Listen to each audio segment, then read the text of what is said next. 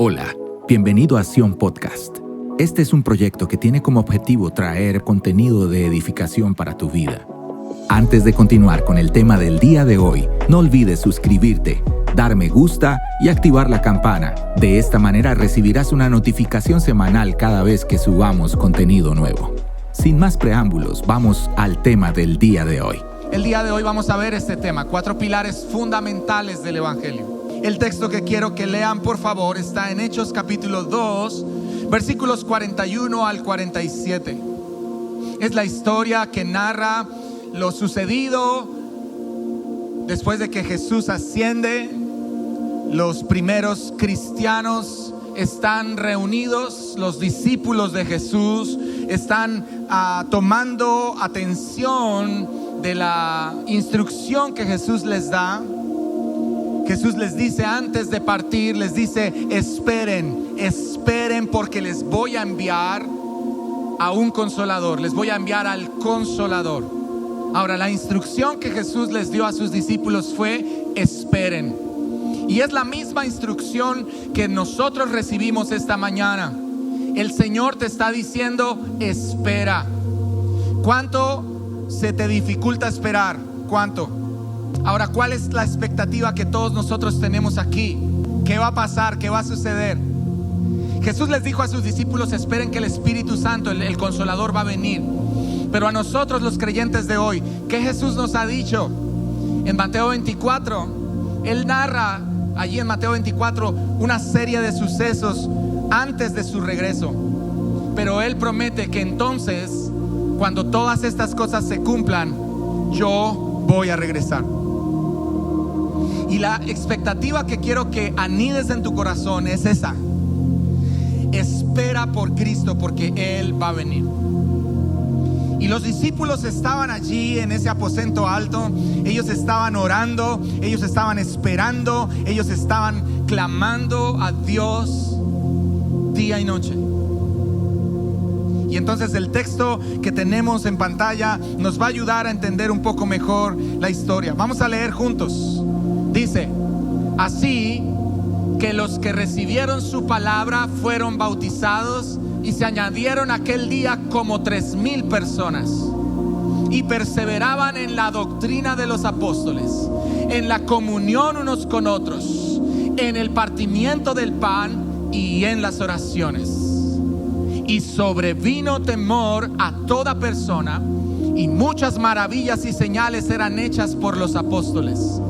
Todos los que habían creído estaban juntos y tenían en común todas las cosas, y vendían sus propiedades y sus bienes, y lo repartían a todos según la necesidad de cada uno. Y perseverando unánimes cada día en el templo, y partiendo el pan en las casas, comían juntos con alegría y sencillez de corazón, alabando a Dios y teniendo favor con todo el pueblo. Y el Señor añadía cada día a la iglesia los que habían de ser salvos. ¿Cómo estaban esperando estos discípulos de Jesús? ¿Cómo esperaron? Estaban juntos, estaban unidos, estaban en comunión. ¿Y en qué perseveraban? En la comunión, en el partimiento del pan y en las oraciones. Y estos discípulos, por perseverar en estas cosas que están subrayadas aquí abajo, por perseverar en esto, mira lo que sucedió. Porque ellos esperaron con paciencia y perseveraron en esto, dice que sobrevino temor a toda persona, y muchas maravillas y señales eran hechas por los apóstoles. ¿Cómo es que van a suceder milagros a tu alrededor? Cuando nosotros perseveramos en la oración, en el partimiento del pan, en la doctrina de los apóstoles, cuando nosotros perseveramos en lo sagrado, en lo que está lleno de piedad. Dios tiene un plan, y todo su plan está revelado en la Biblia. Todo el plan está revelado en la Biblia. El plan del Señor básicamente es este. Este es el plan del Señor: cómo cumplir su propósito. El plan del Señor revelado desde Génesis hasta Apocalipsis tiene que ver con cómo cumplir su propósito. Debemos enfocarnos no solamente en el plan, sino en la persona que está detrás del plan. Cuanto más lo conocemos a Él, más sé cuál es su voluntad. O sea, cuanto más tiempo pasamos con quien amamos, más conocemos de Él. Ahora, ¿Dios tiene un plan? Te pregunto, ¿Dios tiene un plan? No los noto convencidos. ¿Dios tiene un plan? Ahora, ¿qué te interesa a ti? ¿El plan o quien está detrás del plan? A nosotros nos encantaría siempre saber cuál es el plan. Ya vamos a entender que el plan es este. Básicamente, el plan es cómo cumplir su propósito. Ahora, si ya sabes cuál es el plan, quiero animar tu fe para que tú ahora centres toda tu atención con aquel que está detrás del plan. ¿Y quién es? Vamos, ¿quién es el que está detrás del plan? Dios el Padre, Dios el Hijo y Dios el Espíritu Santo. Dios en su totalidad de la deidad es quien está detrás del plan. Lo primero que nosotros podemos ver es esto, mira, la creación. Cielo y tierra se unieron. Rápidamente busca en tu Biblia Génesis capítulo 1. Y en Génesis 1 y 2 vamos a encontrar eso. Pero ¿qué dice Génesis capítulo 1, versículo 1? Muchos se lo saben de memoria, pero si no, busca tu Biblia. ¿Qué dice? Génesis 1:1. Dice que en el principio, ¿Dios qué hizo? Crear los cielos y la tierra. Dice que la tierra estaba desordenada, que estaba vacía, que el Espíritu volaba por encima de las aguas. En el versículo 3 evidenciamos lo que tenemos aquí. El cielo y la tierra se juntaron. Dios creando los cielos y la tierra. Y en el versículo 3 Dios diciendo, sea la luz. Dios tocando la tierra, Dios juntándose con la tierra. Así es de que parte del plan tiene que ver con que Dios quiere juntarse con la tierra. Dios quiere juntar cielos y tierra. El propósito de la humanidad es que seamos uno con Él. Quiero preguntarte, ¿tú quieres ser uno con Dios? Porque ese es parte de ese plan. Cuando nosotros vemos en la creación, Génesis 1 y 2, cómo Dios intencionalmente se está vertiendo sobre la tierra, está juntando lo sagrado con la tierra. Nos está recordando que el propósito de su corazón es que nosotros seamos uno con Él. Pero luego vamos a pasar de Génesis 1, 2 a Génesis 3 y vamos a encontrarnos con esto, la caída. Y lamentablemente Génesis 3 nos habla de ¿qué?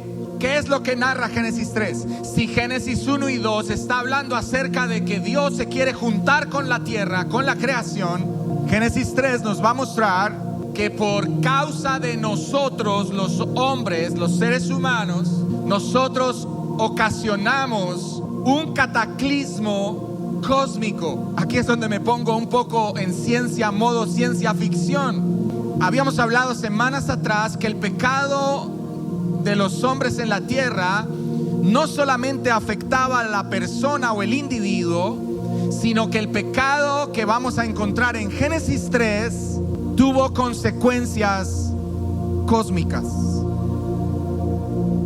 Fue toda la creación la que quedó atada a una maldición por causa de la falla del corazón de los hombres en la tierra.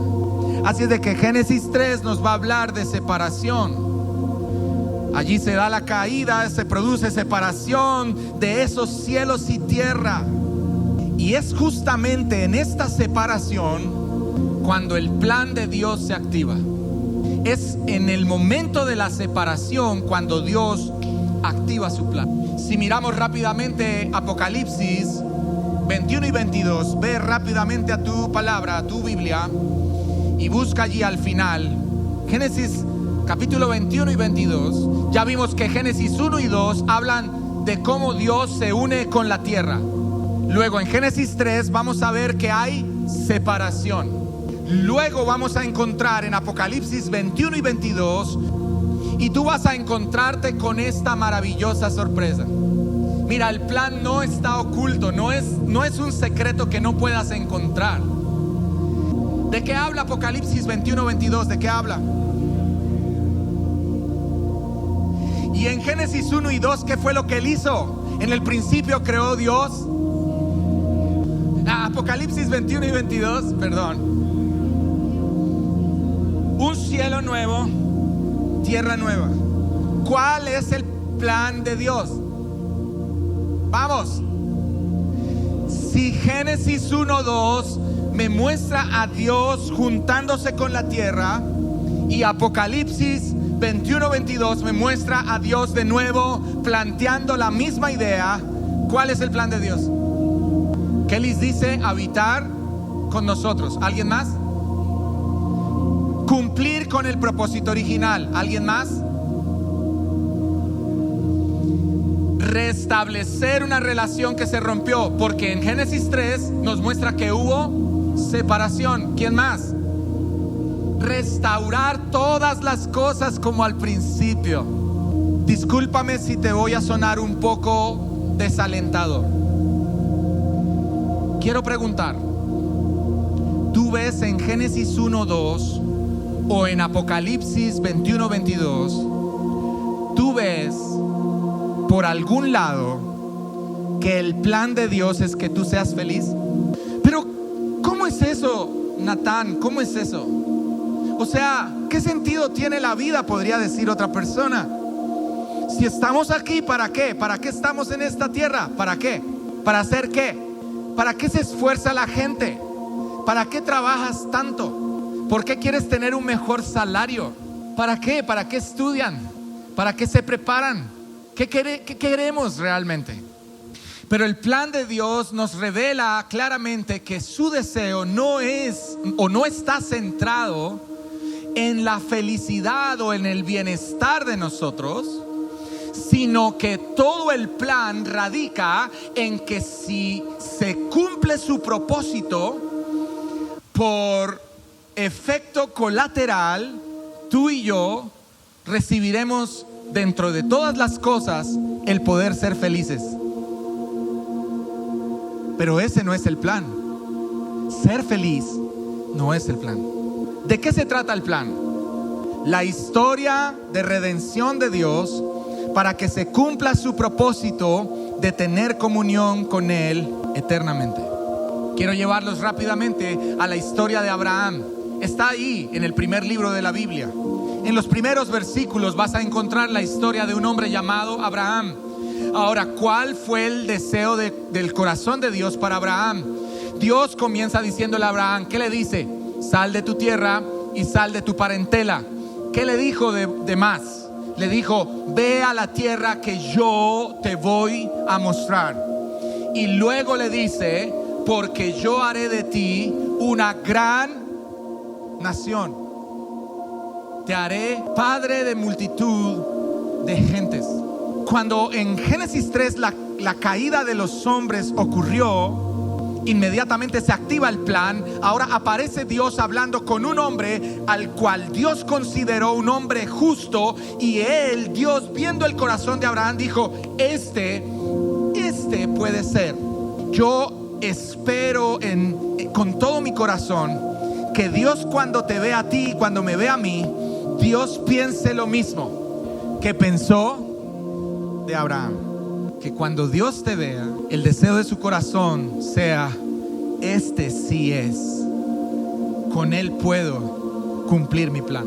Luego vamos a encontrar que la historia sigue avanzando. Luego aparece uno allí en la historia, un joven en las montañas pastoreando las ovejas de su papá, y volvió Dios a mirar en la tierra, y Dios vio que había un hombre que valía la pena, del cual Dios dijo, este es un hombre conforme a mi corazón. ¿De quién estamos hablando?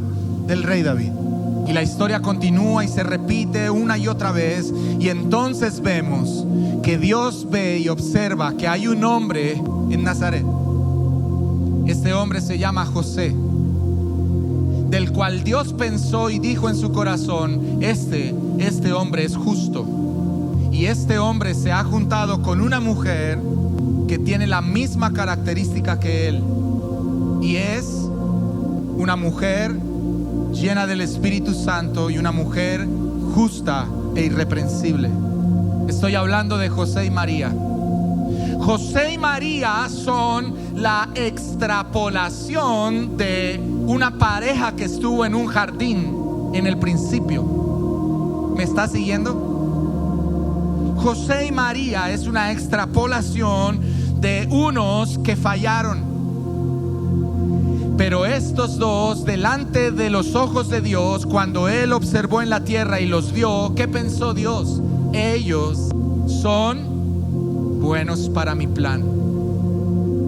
Y entonces Dios los eligió. ¿Para qué los eligió? Para seguir con el tema de avanzar con su plan. Y entonces planta la semilla preciosa en el vientre de María. Y allí encontró Dios la manera. Escúchame muy bien. Dios encontró la manera de cómo volver a juntarse con la tierra para hacer que la tierra y el cielo fueran uno. Dios encarnado ahora está en el vientre de María y a punto de nacer. El fruto de Génesis 3 fue separación. El fruto de los primeros capítulos de los evangelios es vida en abundancia. Dios acercándose, Dios uniendo el cielo y la tierra una vez más. Lo que el hombre separó, ahora Dios lo está juntando de nuevo en su Hijo, en Cristo. Efesios capítulo número 1, versículos 9 al 11 nos narran algunas cosas que es importante ver aquí. Vamos juntos. Ahora Dios nos ha dado a conocer su misteriosa voluntad. ¿Te das cuenta? ¿Respecto a quién? La cual es llevar a cabo su propio buen plan. Y el plan es el siguiente. Vamos, ayúdame. ¿Cuál es el plan? A su debido tiempo, Dios, ¿qué va a hacer? Reunirá todas las cosas y las pondrá bajo la autoridad de Cristo. Todas las cosas que están ¿dónde? Y también las que están ¿dónde? En la tierra. Es más, dado que estamos unidos a Cristo, hemos recibido una herencia de parte de Dios, porque Él nos eligió de antemano y hace que todas las cosas resulten de acuerdo con su plan. ¡Wow! El problema que todos nosotros tenemos es que todo el tiempo queremos saber cuál es el plan o la voluntad de Dios para nuestra vida. El asunto es que no se trata de mi plan, el mío. No se trata de eso. Se trata de que soy una pieza dentro del engranaje del gran plan de Dios. Yo hago parte de ahí, de lo que Dios está planeando hacer. Yo no estoy diciendo que no le digamos al Señor: Señor, muéstrame qué debo hacer, muéstrame cuál es tu voluntad, Señor, cuál decisión debo tomar, pero a veces nuestra forma de querer relacionarnos con Dios gira en torno a eso. Gira en torno a que Dios nos esté hablando continuamente de las cosas que nosotros necesitamos para nosotros. Y eso nos hace centrar nuestra atención en nuestro plan y no en la persona que está detrás del plan. Según este texto, ¿cómo comienza? Dios nos ha dado a conocer su misteriosa voluntad respecto a Cristo. Quiero saber, ¿Dios ya te la reveló? Vuelvo a hacer la pregunta. ¿Tú ya sabes cuál es la voluntad de Dios? Es una gran duda que genera esto en nuestro corazón, pero yo quiero que vuelvas a centrar tus ojos en el texto. ¿Qué dice? La cual es llevar a cabo su propio buen plan. ¿Y qué más dice el texto? ¿Cuál es el plan? A su debido tiempo, Dios va a reunir ¿qué? Y las pondrá bajo la autoridad de Cristo. ¿Cuáles? Las que están en el cielo y las que están. Génesis 1. En el principio creó Dios. Apocalipsis 21 y 22. Cielos nuevos, tierra nueva. ¿Cuál es el plan? Reunir todas las cosas. Cuando decimos todas, ¿a qué nos referimos? Todas.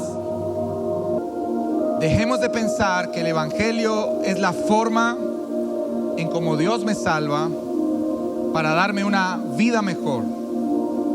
Evangelio es como Dios nos salva de nosotros mismos para incluirnos en su plan. Unir todas las cosas bajo la planta de los pies de Cristo, todas las que están en el cielo y todas las que están en la tierra. Porque cuando Él pensó en crear cielos y tierra, Él estaba pensando en tener comunión íntima con su creación. Pero los hombres en Génesis 3, ¿qué hicimos? Nos separamos. Evangelio no es buenas noticias que te alegren el corazón para que digas: oh, qué feliz me siento, oh, qué bendecido voy a ser, oh, qué beneficios voy a recibir. Eso no es evangelio. Esas son cosas que van a aparecer en tu vida como resultado de una vida genuina que camina dentro del evangelio genuino. Vamos a definir entonces el evangelio de Dios en 4 etapas. Vamos a hacerlo juntos. Primera, creación. Segunda, caída. Tercera, redención. Cuarta, consumación. ¿Qué texto bíblico nos ayuda aquí? En el primero, Génesis 1 y 2. En la segunda, Génesis 3. Tercera. Ay, pero usted no ha hablado de eso, pastor. Usted no ha hablado de eso. Quiero decirte que tanto en la 2 como en la 3, Génesis 3 nos sirve. ¿Por qué redención? Porque aquí en Génesis 3 tú vas a encontrar no solamente que los hombres por causa de su desobediencia se separaron de Dios, sino que Dios ahora hace algo que nosotros llamamos en teología protoevangelio, y es que Dios ahora predica el evangelio por primera vez en la tierra y dice: la simiente de la mujer, lo que nazca de la mujer, pondrá su pie en la cabeza de la serpiente, para que nos lleve a la cuarta etapa, la consumación. ¿Dónde encontramos la consumación? Apocalipsis 21 y 22. En Génesis 3 encontramos el protoevangelio, y luego nosotros vamos a encontrar que más adelante vienen unos personajes importantísimos en la historia de la Biblia. Estos personajes los llamamos profetas. Los profetas que comienzan a hacer. ¿Qué van a hacer los profetas? Cuando tú lees la Biblia te vas a encontrar con los libros proféticos. ¿Cómo comienzan? ¿Cuál es el primer libro de los profetas en la Biblia? Es Isaías. ¿Cuál es el último libro de los profetas en la Biblia? Malaquías. Desde Isaías hasta Malaquías, ellos comienzan a unir la historia. Los profetas, desde Isaías hasta Malaquías, van a decir que él es un descendiente ¿de quién? De Abraham. ¿Dónde? Génesis 12. ¿Qué más van a decir? Que es el león de Judá. ¿En dónde aparece esa referencia? En Génesis 49. Los profetas van a recordar esto. Unen la historia. Van a juntar la historia.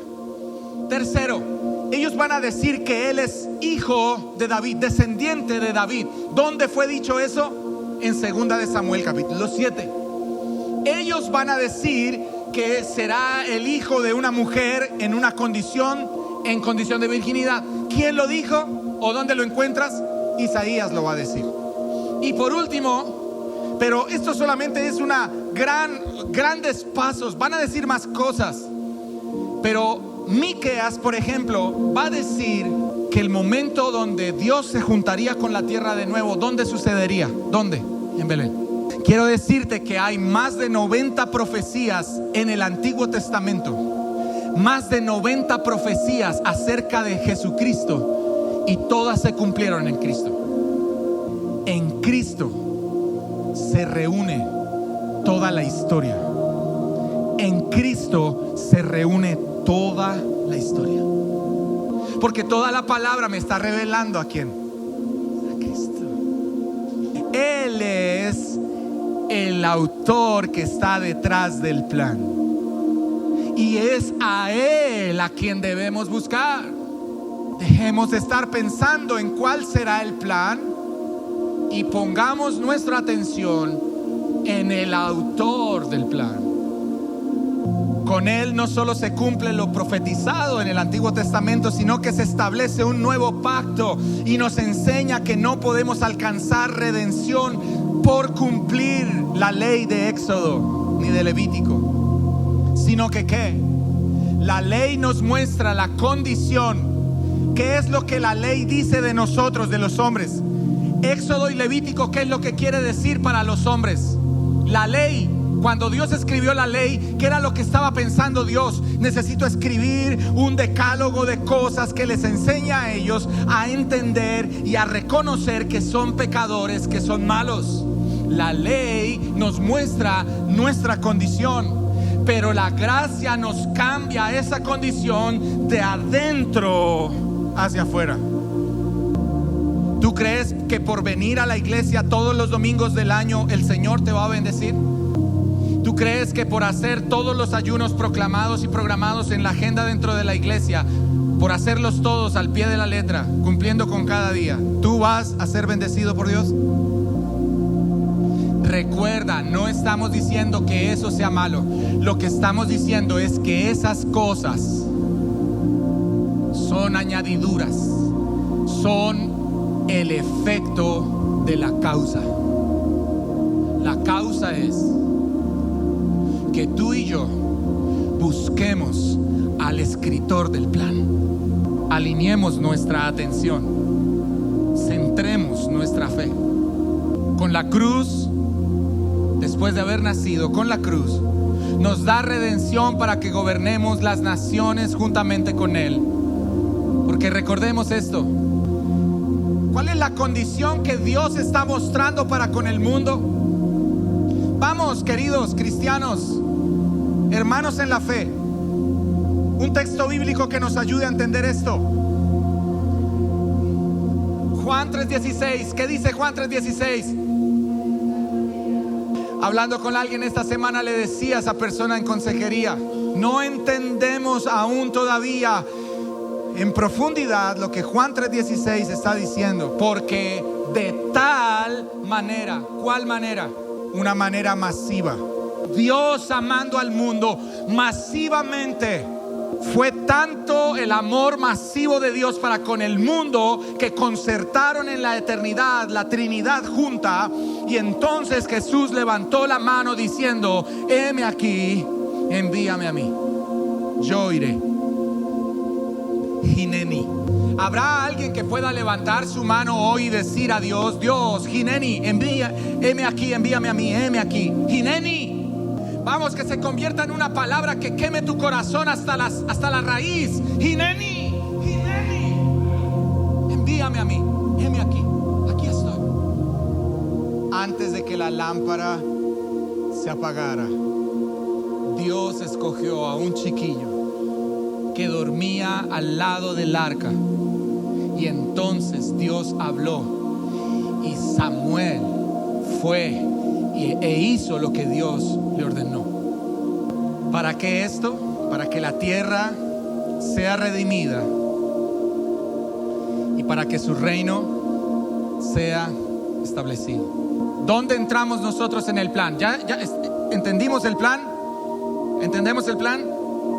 Génesis 1:2, luego Génesis 3, la caída, luego la redención que viene a través de la aparición de Cristo en la tierra, Y luego la consumación, Apocalipsis 21 y 22. Pero ¿y dónde aparecemos nosotros? ¿Dónde estamos nosotros en ese plan? Entre la cruz y el regreso de Cristo es donde la iglesia gloriosa tiene un papel importante dentro del plan. Necesitamos entender cuál es nuestra parte para colaborar con ese plan. Mira, el plan no es tuyo y no es mío. El plan no es del pastor de la iglesia que le dice a los hermanos de la iglesia: vamos a hacer esto y vamos a hacer esto ahora, y vamos a poner humo y vamos a poner luces y vamos a dar chocolate a la entrada. No se trata de nuestro plan, se trata del plan de Dios. Entendemos entonces que la salvación no es mejorar mi vida, sino esto: es salvarnos de nosotros mismos para colaborar con su plan. Ya lo hemos dicho 2 veces hoy. Con la resurrección se abrió la puerta para todo el mundo. Ya no es solo una nación, como Hechos capítulo 1 versículo 8, que dice: pero recibiréis poder cuando haya venido sobre vosotros el Espíritu Santo, y me seréis testigos. ¿Dónde? Quiero que me ayude. Jerusalén, en toda Judea, en Samaria y hasta lo último de ¿qué? Hasta lo último de la tierra. Entonces, cuando Jesús resucita, Jesús le está diciendo a sus discípulos, o sea, Jesús le está diciendo a la protagonista de este momento, a la iglesia, le está diciendo: den testimonio de mí. ¿Dónde? Pero tenemos que aclarar algo aquí. ¿Cómo es la única forma en que tú y yo podemos dar testimonio de algo? Cuando te llevan al juzgado para que des testimonio de algo, ¿por qué te llevan? Porque tú fuiste ¿qué? Testigo. Si fuiste testigo es porque viste lo que pasó. Yo quiero preguntarles: ¿ustedes ya vieron lo que pasó? Definitivamente con los ojos no. Y las redes sociales no me van a mostrar eso. ¿Dónde está revelado todo lo que pasó? ¿Dónde están todas las evidencias? ¿Dónde está todo el manuscrito que me cuenta la historia con lujo de detalles? ¿Dónde está? Hay que sumergirnos en las escrituras para poder ser testigos, dar testimonio. Viene el tiempo donde la iglesia no mantendrá más cerrada su boca, sino que la iglesia levantará su voz y contará acerca del plan y acerca de las maravillas del Señor. Yo no sé si usted puede creer eso, pero quiero que usted anime su fe en su corazón. Viene un tiempo donde la iglesia va a levantar la voz y va a contar la buena noticia en toda la tierra. Dios te dice esto: no solamente te amé, no solamente te salvé, sino que te incluí en el plan. Que te incluí en el plan. Eso es lo que Jesús está haciendo en la cruz. ¿Qué está haciendo Jesús en la cruz? Me está amando, me está salvando, y de esa manera me está incluyendo. ¿En qué? En su plan. Y cómo, escúchame muy bien, cómo eso que sueño, anhelo y deseo con mi corazón está incluido en lo que Él planeó para mí. La carrera universitaria que estudias te va a otorgar un título, pero un creyente verdadero va a decir en su corazón: Señor, ¿cómo esto que he logrado ahora puede ser útil en tu plan? ¿Cómo el poder hacer crecer mi negocio por la perseverancia y la determinación que ponemos en nuestro trabajo? ¿Cómo ese negocio y los buenos resultados que dé ese negocio puedo incluirlos o puedo verlos incluidos dentro del plan? Si te mejoran tu salario en tu trabajo, ¿es un logro para ti? Amén. Pero un cristiano verdadero que entiende el plan, que entiende el evangelio, dice: ¿cómo este aumento en mi salario puede hacer parte del plan de Dios? Aclaro, no es una cuña para hablar de ofrendas y diezmos, si alguno pensó eso. Pero si lo quieres pensar de esa manera, te puede ayudar. porque allí radica mucho del tema de las ofrendas y diezmos del día de hoy. No es por ley como en la antigüedad, ahora es diferente. La iglesia de Hechos, esa iglesia de Hechos 2, era una niña. Pero la iglesia de Apocalipsis 22:17 ya no es una niña. La iglesia de Apocalipsis 22:17 es la esposa. Busca tu Biblia, lee el texto. Apocalipsis 22:17, ¿qué dice? Me encanta todo esto porque es Jesús quien está hablando de su novia, de la iglesia, en Apocalipsis 22. Recuerden que el autor de Apocalipsis es Jesús. Juan solo es el transcriptor. Y en Apocalipsis 22, la forma en cómo Jesús se refiere de la iglesia es como. Dice que el Espíritu y la esposa. La iglesia de Hechos solamente era una niña. La iglesia de Apocalipsis 22 es la esposa. Y esto nos habla de madurez. Mira, a mayor nivel de compromiso, ¿qué pasa? A mayor nivel de compromiso, ¿qué va a suceder? Mayor nivel de intimidad, mayor nivel de colaboración. Quiero embarazarlos de esto. ¿Y qué tal si este año nos comprometemos con la obra y ganamos un alma para Cristo? Una. Mira, una. No te estoy diciendo que te ganes 10 ni 20. Te estoy animando para que tú inviertas tu vida, tu tiempo y aún tus recursos en una persona. Gánate a un alma para Cristo. Rescatemos a esas almas de las garras del infierno. Vamos y parémonos en el frente de batalla y arrebatémosle al enemigo a esa alma. ¿Qué debemos hacer mientras esperamos su regreso? ¿Qué crees que debemos hacer? Mientras Él vuelve por la iglesia, ¿qué debemos hacer? Hechos capítulo 2, versículo 42. ¿Perseverar en qué? ¿Qué encierra en qué? ¿Qué encierra la doctrina de los apóstoles? Salvación. Di conmigo, discipulado. Es la formación de Cristo en nosotros primeramente y que ese Cristo también se forme en otros. Tercero, Maranata. Es un clamor constante, día y noche, estar preparados porque el Señor, ¿qué va a hacer? ¿Qué va a hacer? Y que cuando yo regrese los encuentre apercibidos.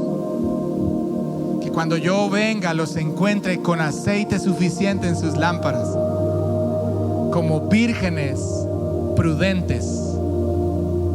En resumen, mientras Él regresa, mira, esto es lo que debemos hacer: hablar de lo que Él hizo, hablar de lo que Él está haciendo y hablar de lo que Él va a hacer. ¿Qué debemos hacer mientras esperamos su regreso? Lo primero, perseverar en la doctrina de los apóstoles. Regresamos. Salvación, discipulado, Maranata. Luego, entonces vamos a hacer esto: comunión los unos con los otros. La iglesia de hoy, la materia prima de la iglesia gloriosa del mañana, no solo entiende el mensaje, sino que necesita vivirlo en comunidad. ¿Dónde crees que vas a vivir lo que entendiste del evangelio? ¿Dónde? ¿Dónde vas a vivir eso? Acá. Di conmigo, aquí, en la casa, con mis hermanos. Comunión los unos con los otros. La iglesia no es un lugar a donde nosotros vamos, es una familia a la que nosotros pertenecemos. La comunión los unos con los otros es colaborar con el plan de Dios. Miren, si nosotros no entendemos esto, estamos realmente lejos del plan. ¿Para qué Dios nos puso en la casa? Para que nos cuidemos los unos a los otros. Esos hombres de la primera iglesia perseveraban juntos, permanecían juntos. Tercero, partimiento del pan.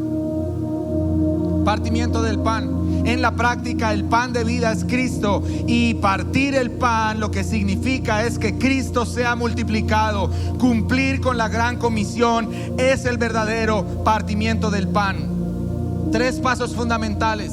Esto: entiendo el evangelio, vivo en comunidad y lo comparto con quien lo necesita. Esta es la manera. Cuando la Biblia dice en Hechos capítulo 2, que ellos perseveraban en el partimiento del pan, lo que significa para ti, para mí hoy, es en la multiplicación del pan de vida. ¿Qué dijo Jesús en Juan? En el Evangelio de Juan encontramos a Jesús diciendo: yo soy el pan de vida.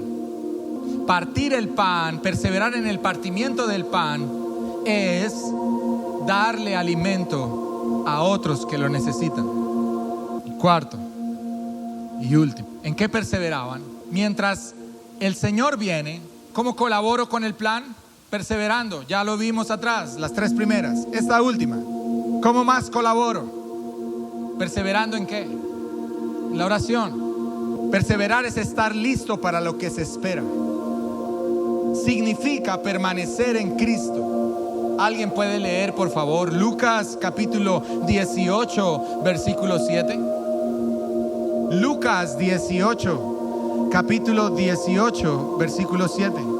¿Qué dice el texto? ¿Y acaso Dios no hará justicia a sus escogidos, que claman a Él día y noche? ¿Se tardará en responderles? Os digo que pronto les hará justicia, pero cuando venga el Hijo del Hombre, hallará fe en la tierra. ¿Qué está diciendo entonces el texto? ¿Cómo es el asunto? ¿Clamar cómo? ¿Alguien se quiere comprometer con el plan de Dios para nosotros como iglesia local en esta ciudad? Lunes, miércoles y viernes, 5 de la mañana, juntándonos para orar. ¿Alguien quiere colaborar con ese plan? El clamor de la iglesia, ¿cómo debe ser mientras Él viene? Día y noche. Gracias por haber compartido con nosotros hoy en Sion Podcast. Recuerda suscribirte, dar me gusta y activar la campanita para que puedas recibir notificaciones cada vez que compartimos contenido nuevo en nuestro canal. Si el mensaje de hoy ha sido útil para tu vida, compártelo. Sion Podcast es un proyecto de Sion Lugar del Trono Iglesia en Floridablanca, Santander, Colombia. Nos volveremos a ver pronto.